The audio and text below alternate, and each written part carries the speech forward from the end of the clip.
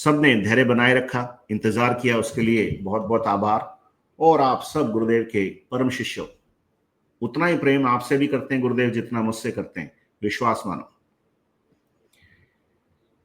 गुरुदेव ने जहां बात पिछली बार छोड़ी थी वहां से आगे शुरू करते हैं। गुरुदेव कहते हैं हमारे सभी संतों ने हरिनाम की महिमा गाई है। भगवान ने भी गीता में अपनी विभूतियों का वर्णन करते हुए 10वें अध्याय के 25वें श्लोक में जप यज्ञ अर्थात नाम जप को सर्वोत्तम यज्ञ बताते हुए अपनी विभूति बताया है। बंगाल में जन्मे महान आत्मा चैतन्य महाप्रभु, प्रभु जगत बंधु रामकृष्ण परमहंस तथा संत सदगुरु नानक देव जी तथा संत कबीर आदि सभी संतों ने हरिनाम को ही मोक्ष का साधन बताया है। संत सदगुरुदेव नानक देव जी ने नाम की महिमा गाते हुए कहा है, भांग धतूरा नानका उतर जाए प्रभात, नाम कुमारे नानका चढ़ी रहे दिन रात। संत कबीरदास जी ने एक कदम और आगे बढ़कर हरिनाम की महिमा गाते हुए कहा है, नाम अमल उतरे ना भाई, और अमल छिन छिन चढ़ी उतरे, नाम अमल दिन बढ़े सवायो। जिस मयस अर्थात दिव्य आनंद की बात वेद करता है, जिसका गुणगान बाइबल में है, जिस अक्षय आनंद की बात भगवान ने गीता में की है, जिस नाम खुमारी और नाम अमल की बात सभी संतों ने की है, उसको प्राप्त करना ही आध्यात्मिक आराधना का उद्देश्य है। इसके अलावा सब आराधनाएं त्रिगुणमयी माया के प्रभाव क्षेत्र की हैं। स्वामी श्री विवेकानंद जी ने एक कदम और आगे बढ़कर कह डाला, अनुभूति की यह महती शक्तिमयी वाणी भारत के ही आध्यात्मिक गगन मंडल से आविर्भूत हुई है। एकमात्र हमारा वैदिक दर्शन ही धर्म ही है जो बारंबार कहता है ईश्वर के दर्शन करने होंगे, उसकी प्रत्यक्षानुभूति करनी होगी, तभी मुक्ति संभव है। तोते की तरह कुछ शब्द रट लेने से काम चल ही नहीं सकता है। स्वामी जी ने यह बात अनायासी नहीं कही है, वे भविष्य दृष्टा थे। उन्हें बहुत अच्छी प्रकार ज्ञान था कि भारत आगे चलकर संसार में इन तथ्यों को सत्यापित करेगा। संतों की वाणी निरर्थक नहीं होती है। युग के गुण धर्म के कारण तामसिक वृत्तियों की प्रधानता होने से उस समय लोग उसे समझ नहीं पाते हैं। महर्षि अरविंद ने इस संबंध में जो घोषणा की है वह पहले के संतों की बातों को प्रमाणित करती है। महर्षि अरविंद ने उस परम तत्व को धरा पर अवतरित कराने के लिए अपने अमूल्य जीवन की आहुति दे डाली। वे अपने जीवन में ही सफलता के सर्वोच्च शिखर पर पहुंच गए थे। उस परम तत्व के धरा पर अवतरित होने के बारे में उन्होंने घोषणा की है। 24 नवंबर 1926 को श्री कृष्ण का पृथ्वी पर अवतरण हुआ था। श्री कृष्ण अतिमानसिक प्रकाश नहीं है। श्री कृष्ण के अवतरण का अर्थ है अधिमानसिक देव का अवतरण, जो जगत को अतिमानस और आनंद के लिए तैयार करता है। श्री कृष्ण आनंदमय हैं। वे अतिमानस को अपने आनंद की ओर उद्बुद्ध अर्थात इंस्पायर करके विकास के मार्ग का समर्थन और संचालन करते हैं। उपर्युक्त भविष्यवाणी नहीं है, एक सच्चाई के अवतरित होने की घोषणा है। श्री अरविंद के अनुसार वह परम सत्ता अपने क्रमिक विकास के साथ 1993 तक सारे संसार को आकर्षित करने लगेगी। मेरी प्रत्यक्षानुभूति के अनुसार वह सत्ता 1982 के प्रारंभ से प्रकट होना प्रारंभ कर देगी। 1992 तक वह भारत में काफी फैल जाएगी और आगे के 3 वर्षों में पूरे संसार में फैल जाएगी। क्योंकि आध्यात्म ज्ञान प्रत्यक्षानुभूति और साक्षात्कार का विषय है, इसमें उपदेश या ग्रंथ अधिक सहायक सिद्ध नहीं हो सकते। मुझे जो कुछ भी मिला उसमें उपदेश या ग्रंथ का 1% भी सहयोग नहीं रहा है। संत सदगुरुदेव निराकार ब्रह्म के साकार स्वरूप होते हैं। उनकी कृपा के बिना इस जगत अर्थात अध्यात्म जगत में प्रवेश असंभव है। मुझे सन 1967 से 1982 तक विभिन्न प्रकार की आराधनाएं मजबूरी में फंसकर करनी पड़ी। आज तक जितनी आराधनाएं मैंने की और जो अब कर रहा हूं, यह सब परिस्थितियों वश करनी पड़ रही है। प्रत्येक का नया परिणाम मिल रहा है। ईश्वर कृपा और गुरुदेव के आशीर्वाद के कारण पग पग पर दिशा निर्देश और पथ प्रदर्शन मिल रहा है। मैं एक साधारण गृहस्थी प्राणी हूं। मेरे जैसे नाचीज के माध्यम से यह सब होना अपने आप में एक आश्चर्य और विचित्र बात है। मैं भी रजोगुण से अत्यधिक प्रभावित प्राणी हूं। आज भी वह वृत्ति मुझे रह रहकर अपनी तरफ आकर्षित करती है, परंतु मैं अनुभव कर रहा हूं कि कोई अदृश्य शक्ति मुझे एक कदम भी उस वृत्ति की तरफ नहीं बढ़ने दे रही है। अतः मेरे माध्यम से जो शक्ति प्रकट हो रही है उसमें मेरी बुद्धि से किया हुआ कुछ भी प्रयास नहीं है। इस संबंध में मुझे किसी प्रकार का भ्रम नहीं है। जो कुछ हो रहा है वह मेरे असंख्य गुरुओं की आराधना का फल है। मुझे मेरे परम दयालु संत सदगुरुदेव की अहेतुक की कृपा के कारण यह सब अनायास ही प्राप्त हो गया। मैं तो मात्र गुरु कृपा का प्रसाद बांटने संसार में अकेला ही निकल पड़ा हूं। मैं अच्छी प्रकार जानता हूं कि मैं करता नहीं हूं, इसलिए मुझे किसी प्रकार की निराशा भी नहीं होती। घाटे नफे का अधिकारी तो वही जगत सेठ है, मैं तो मात्र अपनी मजदूरी का अधिकारी हूं।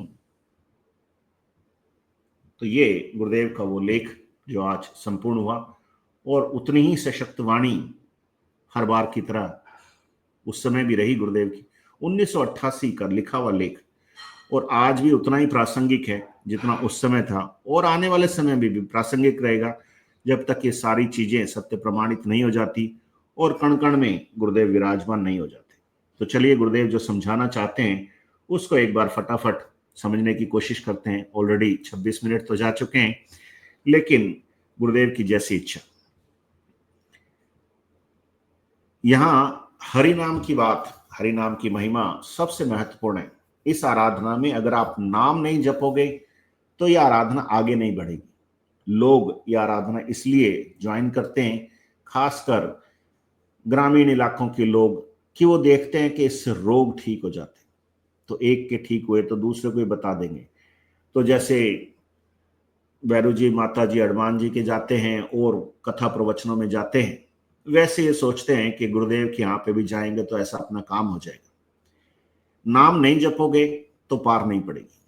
आप अगर आप नाम जप सकते हो, पढ़े लिखे हो, जप सकते हो तो जपो, और समर्पित भाव से जपो। नाम नहीं जपोगे तो फिर बैठे रहो। ये जो योगिक क्रियाएं होती हैं 2-4 दिन, 1 हफ्ते तक हो जाएंगी, उसके बाद मामला ठंडा पड़ जाएगा, फिर आपका उत्साह भी खत्म हो जाएगा। बार बार इसको नाम जप को इतना महत्व देने का कारण यही है क्योंकि इसको एक विभूति के रूप में कहा गया है। नाम जप को ही सर्वोत्तम यज्ञ बताया गया है।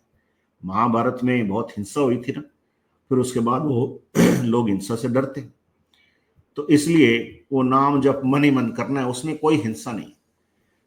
मुंह से बोलोगे करोगे तो कमोबेश कुछ जीवों की हानि होगी, तो और कर्म बांध लोगे। वो कर्म नहीं बंधे और ये नाम जब चलता रहे तो आपके सारे कर्म अपने आप कट जाएंगे। और भगवान कृष्ण ने गायत्री छंद को जो कहा है ना, कि छंदों में मैं गायत्री छंद हूं। किसी ने गौर किया कि गुरुदेव को गायत्री की सिद्धि हुई, इसका मतलब किसकी सिद्धि हुई? कृष्ण तत्व की सिद्धि हुई। वो अब जो नाम की महिमा है वो सबने गाई है, चाहे वो चैतन्य महाप्रभु हो, चाहे रामकृष्ण परमहंस हो, नानक देव जी महाराज हो, संत कबीर जी हो, और सब आजकल के भी जो मार्केट में गुरु बने बैठे हैं वो भी नाम की महिमा बताते हैं, लेकिन उनके बताए हुए नाम में कोई महिमा नहीं है। महिमा वो है जो नाम बताते ही असर देना शुरू कर दे। जैसे एंटीबायोटिक होती है, असर करती है ना, नशे का इंजेक्शन दे दो तुरंत असर करता है ना, एनेस्थीसिया देते तुरंत एकदम टुल हो जाता है बंदा, पता ही नहीं चलता कहाँ पे। तो ये नाम का नशा वैसा हो जाएगा, आप निरंतर जपते रहो इसको। तो इसमें ऐसी मतलब फायरिंग स्पिरिट है इस नाम में। है तो राधा और कृष्ण का ही नाम, लेकिन नाम जैसे जपते हैं वो अंदर से वो सारी तामसिक टेंडेंसीज को आग लगनी शुरू हो जाती। अब तो उसका पब्लिक में प्रदर्शन हो रहा है, पहले भी होता था लेकिन लोग पहले सोचते थे ये योग हो रहा है, अब वो एक्चुअल में तामसिक प्रवृत्तियों का, वृत्तियों का प्रदर्शन हो रहा है। और वो गवाही दे रहे हैं गुरुदेव की कि हाँ ये मंत्र जोरदार है, इससे हमें आग लगती है।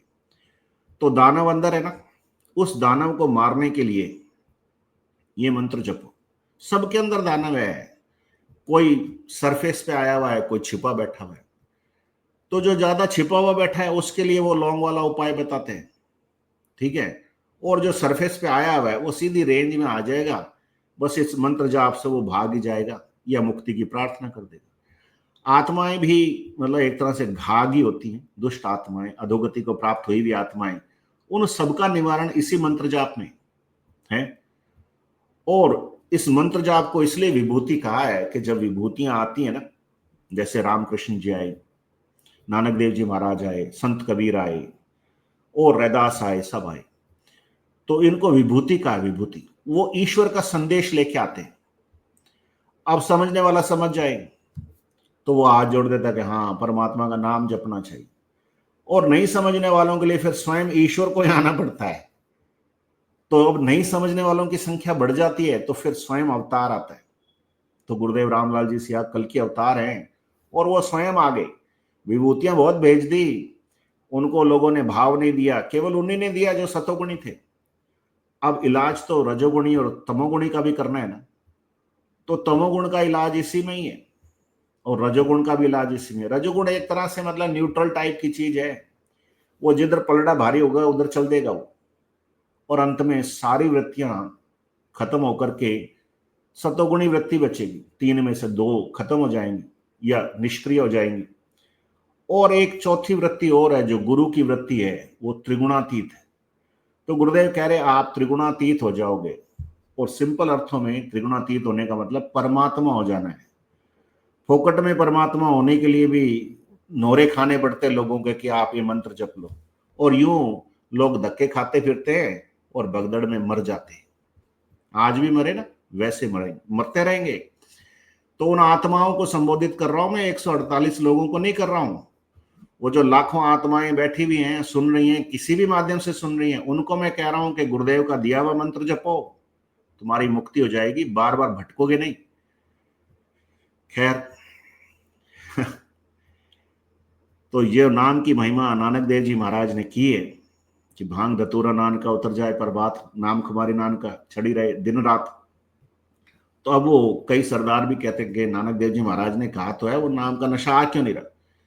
अब जो नाम बताया जाएगा उसको जपो तो अभी से नशा आना शुरू हो जाएगा, और ये नशा उम्र भर नहीं उतरेगा।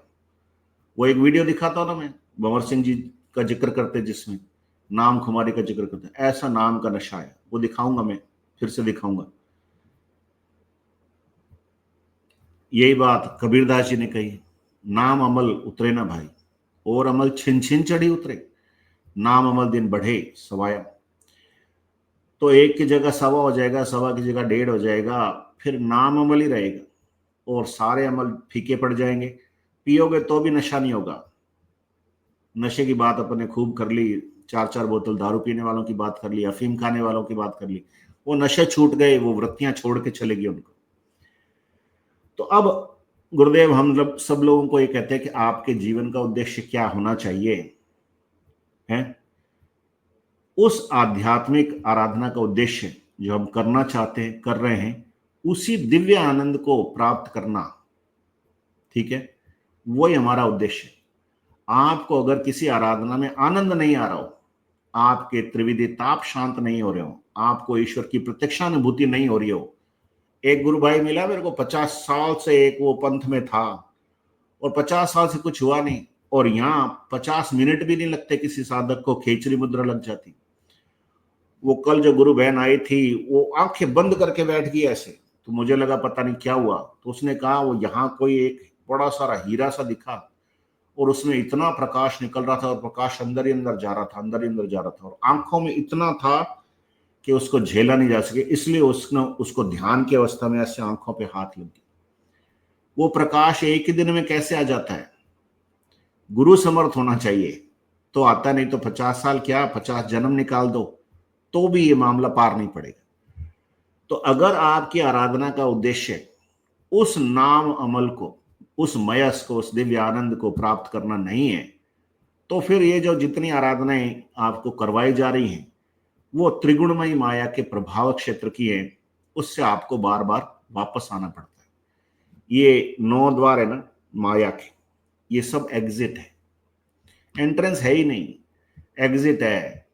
ये 10वां द्वार जो अंदर खुलता है ये गुरु खोलेगा, और जब वो दरवाजा खुल जाता है फिर एग्जिट नहीं होगा, फिर एंट्री नहीं होगी। एग्जिट एंट्री के चक्कर से फ्री हो जाओगे।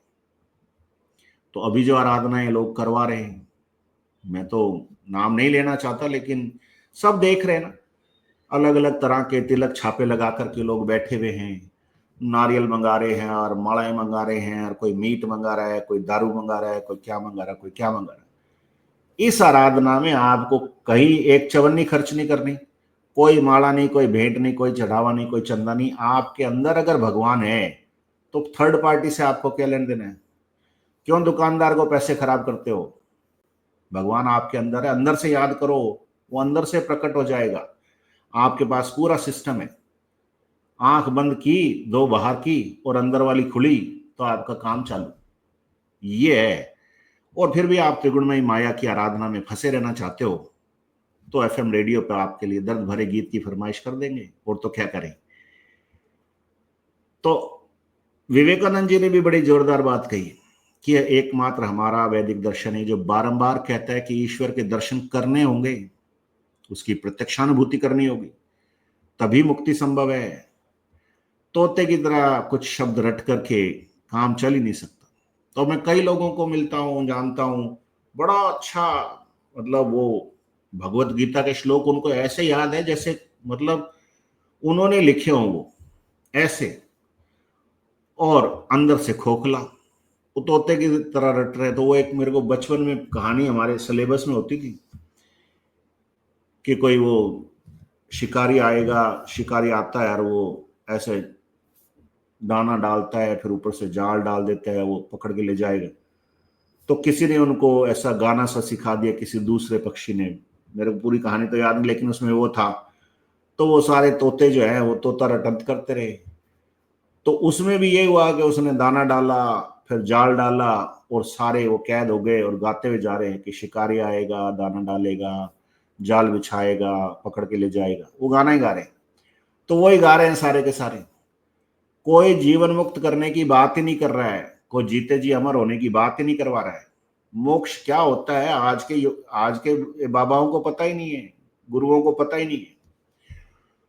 वो जिसने ईश्वर की प्रत्यक्षानुभूति कर ली ना, वो तो दावे के साथ कह सकता है कि आ जाओ मेरे पास, मैं आपकी मुक्ति का तरीका बता दूंगा, मंत्र आपको जपना पड़ेगा।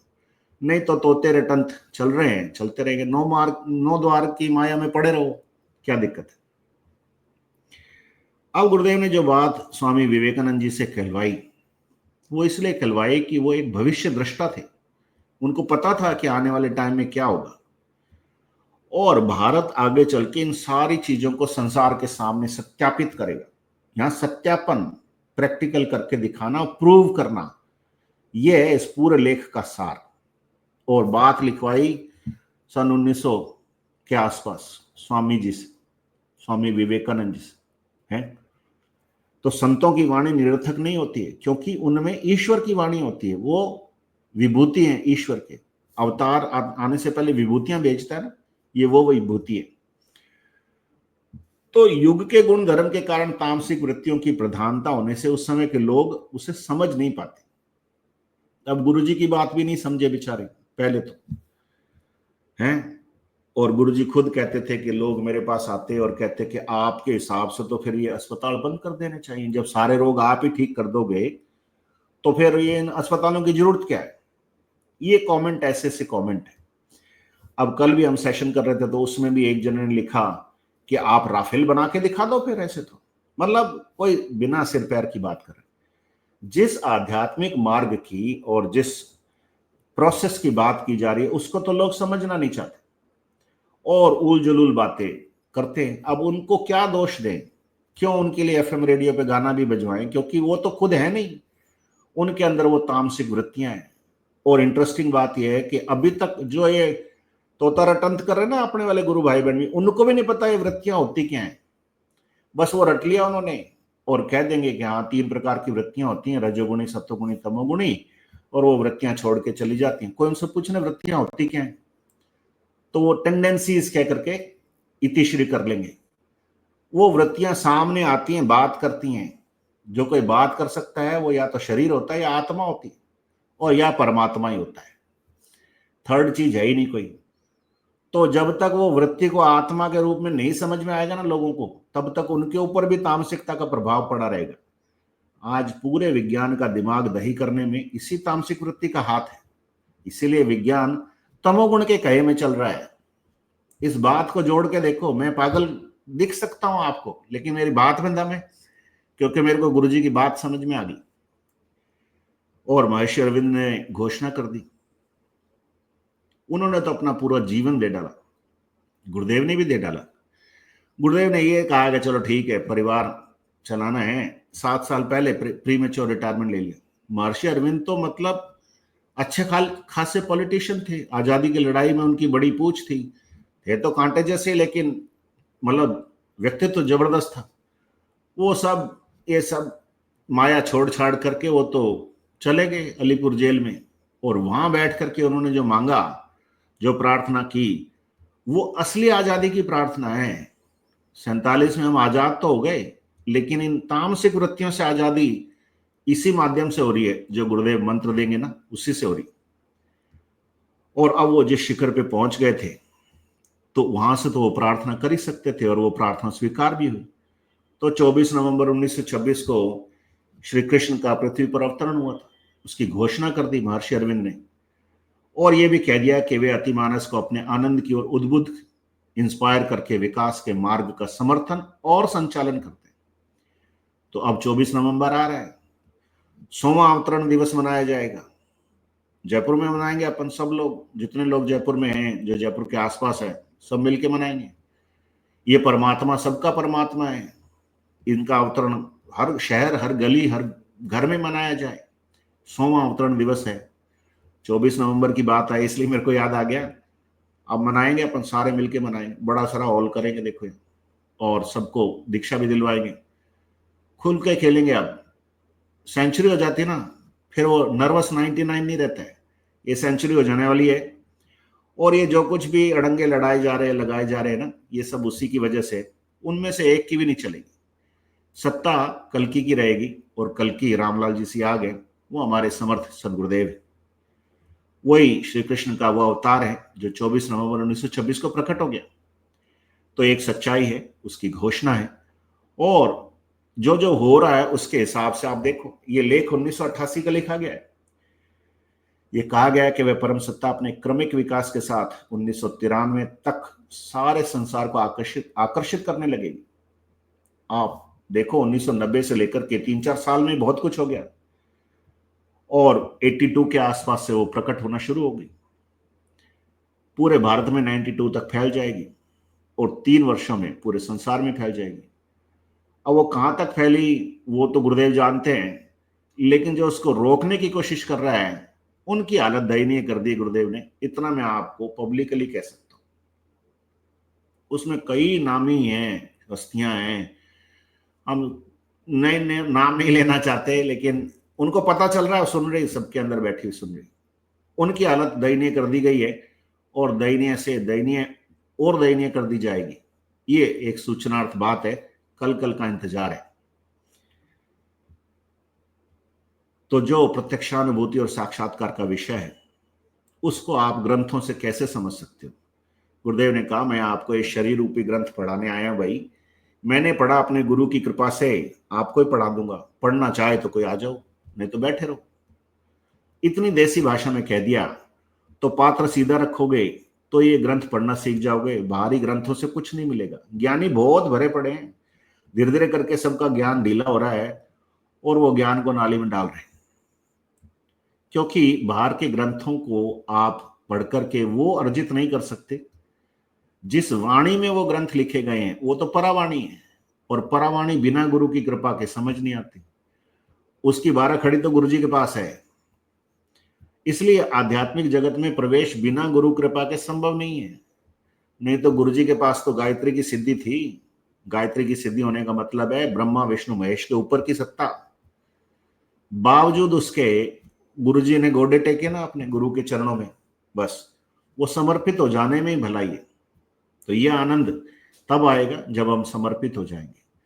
और कल मैं सुन रहा था कुछ, उसको आज तो नहीं, लेकिन फिर भी समरी में आपको शेयर करता हूं कि रिसर्च की गई कि जब हम ध्यान में बैठते हैं तो जैसे पिरामिड होता है, पिरामिड, उस पिरामिड को किसने बनाया आज तक किसी को पता नहीं चला, लेकिन इतनी सफाई से बनाया है कि उसका कोई साइंटिफिक रीजन होगा। उस पिरामिड की आकृति और हमारे ध्यान में बैठने में कोई संबंध है, ठीक है? उस पे आप चिंतन करना थोड़ा सा। मैं तो सवाल दाग के जाऊंगा ताकि आपका दिमाग चलता रहे और आप सोचते रहो, फिर आगे की बात और करेंगे। पर उसका संबंध जो है पिरामिड का और हमारे ध्यान की अवस्था में बैठने का, जो ध्यान की मुद्रा होती है उसमें बैठने का कोई संबंध है, और समर्पण उन दोनों को जोड़ने वाली एक चीज है। बस यहां तक मैं बात छोड़ूंगा। और गुरुदेव ने जो कहा कि मेरे को 1967-68 से 82 तक मजबूरी में आराधनाएं करनी पड़ गई, गुरुदेव ने अपनी किताबों में वो सारी बात लिखी गई है। तो अब जो कर रहे हैं गुरुदेव आराधना, अभी भी जो 1988 की बात बता रहे हैं, सबका नया परिणाम मिल रहा है। ये परिणाम ईश्वर कृपा और गुरुदेव के आशीर्वाद के कारण ही मिल रहा है, क्योंकि वो उनका पग पग पर मार्गदर्शन, पथ प्रदर्शन कर रहे हैं। तो वो गुरु हो तो ऐसा ही हो भाई। वो एक साधारण से व्यक्ति हैं, उनको लोग देख करके धोखा ही खा जाते हैं, और इसमें कोई आश्चर्य की बात नहीं है, और होना भी ऐसा ही चाहिए। परमात्मा जो आता है ना, बड़ा चोरी छिपे आता है। ऐसे ढिंडोरा पीट के आए तो फिर अवतार के आने का पर्पस खत्म हो जाता है। वो एक साधारण मनुष्य का जीवन जीता है और उसमें असाधारण चीज उपलब्ध कर लेता है। अब उनकी तस्वीर नहीं मरेगी, तस्वीर नहीं मरेगी, तो वो अवतार होंगे तो ही ऐसा होगा ना। आप कृष्ण की तस्वीर लगा के देख लो, राम की तस्वीर लगा के देख लो, ईसा मसीह की तस्वीर लगा के देख लो, महात्मा बुद्ध की लगा के देख लो, उनसे कुंडलिनी जागृत होकर के योग नहीं करवा सकती। जो गुरुदेव की तस्वीर का ध्यान करने से होता है ना, वो और किसी से नहीं होता। तो अब गुरुदेव भले कितने रजोगुणी हो या उस तरफ प्रभावित हो रहे हो, पॉलिटिक्स में जाना चाहते थे ना गुरु जी, इलेक्शन की टिकट लेने जा रहे थे और बीपी हाई हो गया और अस्पताल में भर्ती करा दिया भंवर सिंह जी ने, और 2-3 दिन इलाज चला तो वो टिकट विकेट तो गई। तो वो रजोगुण था, नेतागिरी करने वाला ना, वो तो छुड़वा दिया गुरु जी का। अब जिस रास्ते पे चला दिया उससे पूरी मानव जाति का कल्याण हो रहा है। तो परमात्मा का काम ऐसा ही है जो सबके लिए हो, सबके कल्याण के लिए हो। तो गुरुदेव वो कर रहे हैं ना। वो अदृश्य शक्ति जो है वो तमोगुणी वृत्ति, रजोगुणी वृत्ति की तरफ बढ़ने नहीं देती, उससे जुड़ने की बात है। अब गुरुदेव सोचते हैं कि मैं अपनी बुद्धि से कुछ कर लूं, तो भी संभव नहीं था। वो जो अदृश्य शक्ति है वो करवा रही। और अब गुरुदेव का भ्रम भी नहीं है कोई कि भाई जो मैं कर रहा हूं ये तो गुरुदेव के गुरु की अहेतु की कृपा है और असंख्य गुरुओं की कमाई है, उसी का प्रसाद है जो वो बांटने निकले हैं। अब चाहते तो वो पूरा प्रसाद घर में रख लेते हैं, राशनिंग करते, पैसा लेते और देते, लेकिन ये पैसे और प्रसाद का कोई संबंध नहीं। प्रसाद तो फ्री में होता है, परमात्मा सबका है। तो अब उसमें तो कोई घाटा नफा गुरु जी का भी नहीं है। अब ये हमारा सेशन भी आधे घंटे लेट हुआ, हमारे कोई घाटा थमा नहीं, सब गुरुदेव का है। वो आधे घंटे पहले नहीं करवाएं, आधे घंटे बाद करवाएं, आज नहीं करवाएं, कल करवाएं, वो उनकी इच्छा है। तो ये वही अदृश्य शक्ति है जो दृश्य थी। सगुण होता है तो ही निर्गुण होता है, बिना सगुण के निर्गुण नहीं होता है। तो वो जो जगत सेठ है, हमारा जगत सेठ तो यही रहे, रामलाल जी, एकदम बढ़िया, देखो गुलाब की माला पहरे बैठे।